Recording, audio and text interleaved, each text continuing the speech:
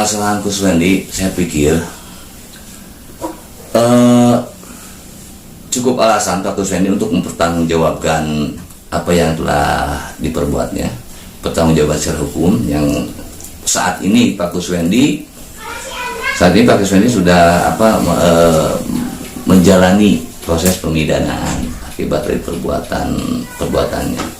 Tetapi ada yang maha penting untuk kita sama-sama ungkap permasalahan pengadaan tanah untuk pembangunannya.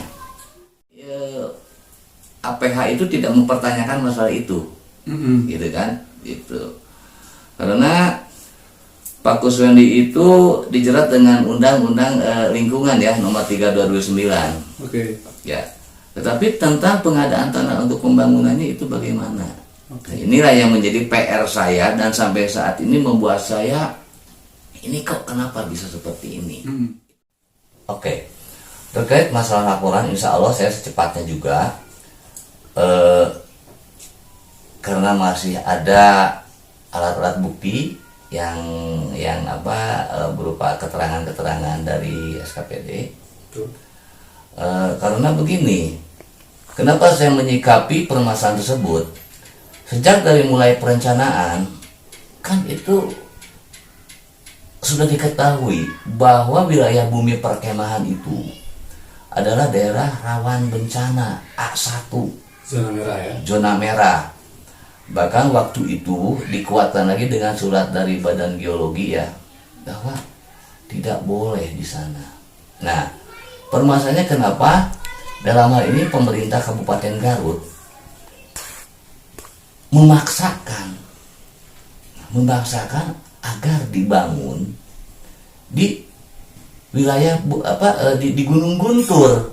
Sedangkan masih banyak kan, ada Gunung Telaga Bodas waktu itu, ada Ranca Bango gitu kan. Ada banyak alternatif. Kenapa dipaksakan di sana? Kenapa itu dipaksakan? Itulah yang mungkin ada lembaga institusi yang lebih berwenang untuk mengungkap permasalahan tersebut. Kami hanya sesuai dengan tupoksi kami mengawasi dan melaporkan.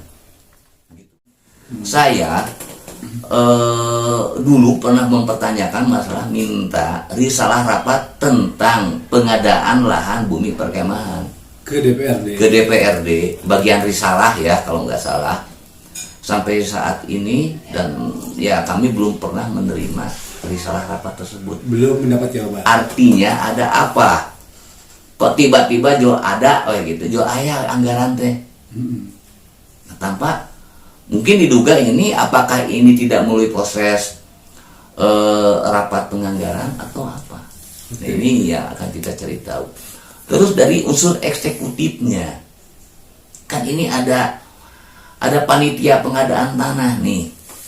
Nah, menurut keterangan waktu itu saya pernah meminta keterangan dari bagian aset DPPKA bahwa untuk pengadaan tanah tersebut melalui konsultan. Ya, konsultan karena ini ya mungkin karena di bawah 5 hektar oleh konsultan. Konsultan yang mana sampai saat ini tidak memberikan hasil kajian daripada hasil pekerjaan oleh konsultan. Nah, itu saya pikir harus turut bertanggung jawab. Ya, dalam konteks Undang-Undang Keterbukaan Informasi Publik, artinya dia sudah melawan hukum terhadap undang-undang tersebut. Karena ini sifatnya bukan rahasia, bukan informasi yang rahasia. Artinya publik harus tahu. Nah, berawal dari dipaksakan tersebut itu kenapa gitu kan? Kenapa kan di DPR itu kan ada mungkin banyak ahli-ahli hukum gitu kan, anggota DPR itu. Nah, ini kenapa? Apakah dari master plan perencanaannya di sana memang sudah harus di sana? Sepertinya DPR sebagai wakil rakyat itu harus mempertanyakan kenapa harus di sana. Betul. Karena yang jelas itu daerah rawan A1 yang harus diperhatikan. Kalau terjadi gempa, kalau terjadi retakan-retakan tanah, ini kan di cut and fill lagi, dipotong gitu kan. Ya cut itu ngambil dari sini, di fillnya ke yang memang harus diratakan gitu kan. Fillnya itu kemana? Kalau cut itu terjadi. Oke. Tapi Tapi perubahan struktur tanah ya. ada perubahan struktur tanah. Ada perubahan kan dalam perda juga kan perubahan diatur tentang barang siapa merubah struktur wilayah konservasi misalkan, itu kan dipidana. Nah, artinya saya pikir siapa yang harus bertanggung jawab dalam permasalahan ini? Artinya diduga ini ada aktor intelektual yang memainkan, yang sampai saat ini tidak pernah terungkap. Masih abu-abu ini, apakah itu masuk dalam materi penyidikan atau tidak, saya juga tidak tahu kan. Betul. Gitu.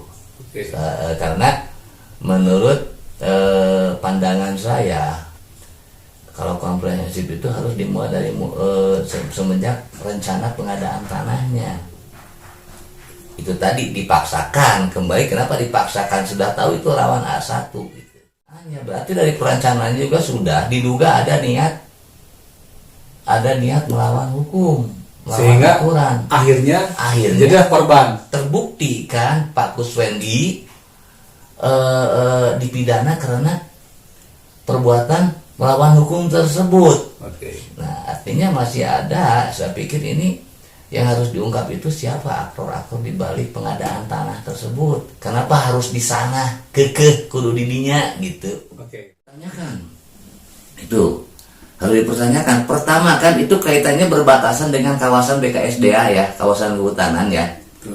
Nah, ini pada saat pembelian tanah, ini BPN juga nih, kita akan bertanyakan kepada pihak BPN, apakah pada saat pengukuran masuk ke wilayah BKSDA atau tidak.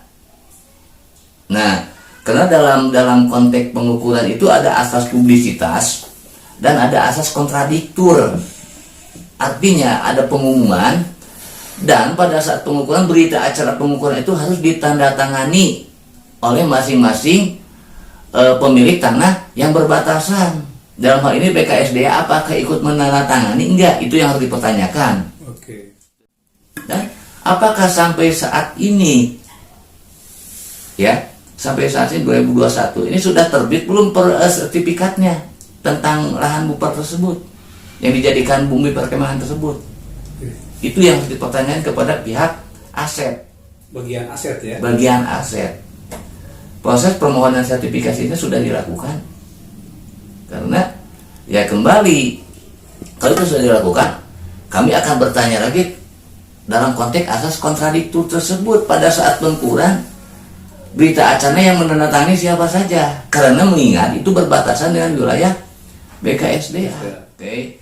Kalau masalah itu nanti kita buka kembali ya. Saya takut tidak akurat ya. Ya, karena ini sangat mendadak sekali ya. Oke. Cuman yang saya ingat itu ya sekitar 4,8 atau 2,4 lah. Nanti kita buka kembali. Gitu. Tapi ini ya kita mengingat hal-hal yang sifatnya umum aja gitu kan. Kalau bisa hitungannya nanti kita buka kembali gitu.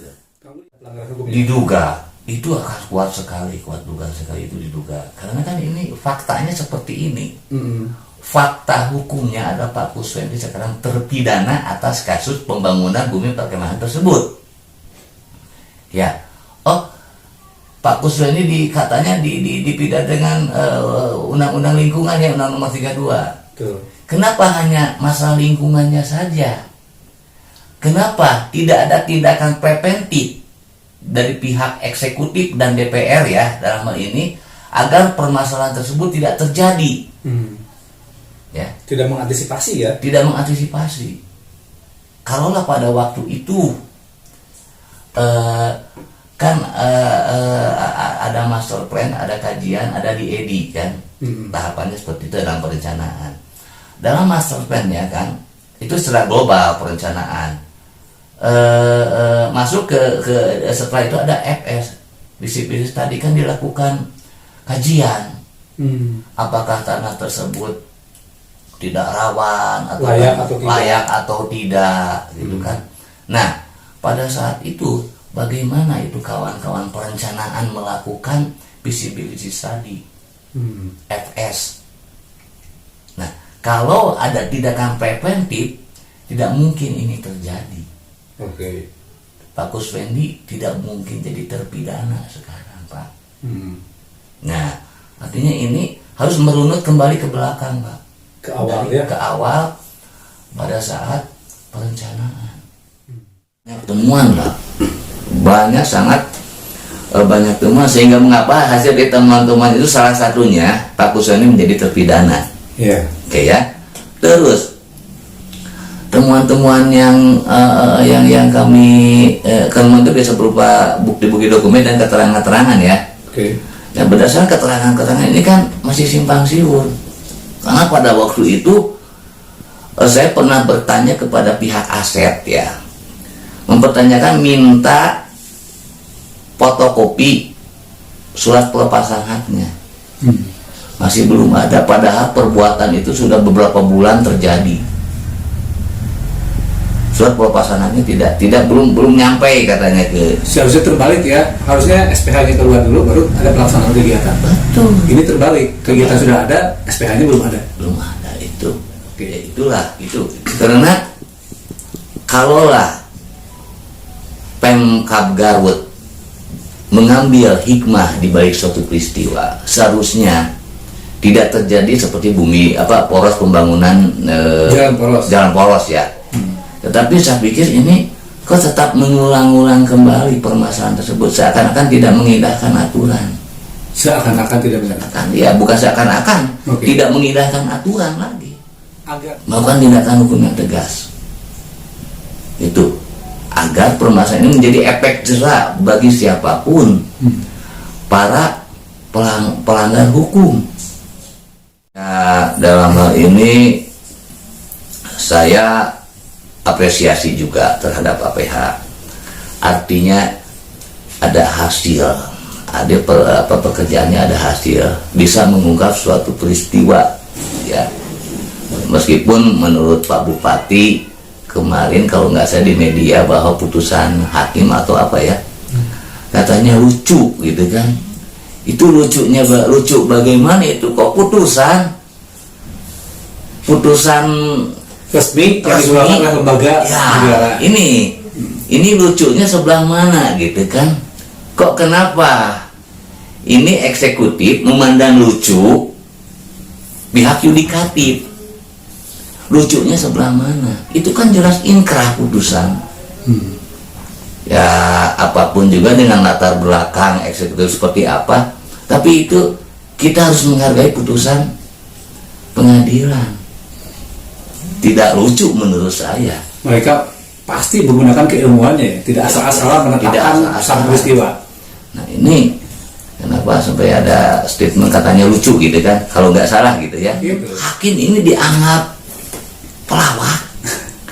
Bagaimana seorang pelawak bisa menjadi hakim gitu? Maksudnya seorang kapasitas sebagai hakim dianggap melawak. Kenapa dianggap melawak? Karena ada statement lucu. Itu. Ya. Kalau pasang badan seperti itu ya, pasang badan dalam konteks apa? Faktanya itu sekarang yang dipidana itu adalah Pak Kuswendi, bukan Pak Bupati. bukan Pak Bupati. Nah, maka dari itu kita coba mencari fakta hukum untuk mengungkap kasus tersebut. Siapa aktor intelektual di balik itu? Begitu. Ini tugas saya secara pribadi, mungkin tugas masyarakat juga secara umum. Bapak eksekutif lah yang terlibat dalam masa pengadaan tanah agar berhati-hati. Jadi jangan sampai pembangunan itu mengundang masalah baru atau pembangunan itu menyingkirkan gitu jangan harus berhati-hati dari sejak awal perencanaan gitu kan. Jadi asal jangan jangan asal-asalan gitu. Itu terus DPR juga sebagai wakil rakyat, tolong fungsikan peran DPR sebagai pengawas gitu kan, sebagai wakil rakyat. Kalau memang tidak boleh ya berbicara tidak boleh. Jadi jangan sampai karena ada faktor-faktor tertentu misalkan ya, sehingga tidak boleh jadi boleh. Dia harus tegas ya. Harus tegas. Karena apapun juga DPR itu dipilih oleh rakyat, oleh ribuan. Dewan yang terhormat, gitu kan, yang terhormat. Artinya mengeluarkan kebijakan itu harus bisa dihormati oleh rakyat. Karena tidak mungkin kalau tidak melalui proses penganggaran di DPR. Itu kan, kalaulah DPR melakukan pengawasan yang baik, tidak mungkin terjadi seperti ini.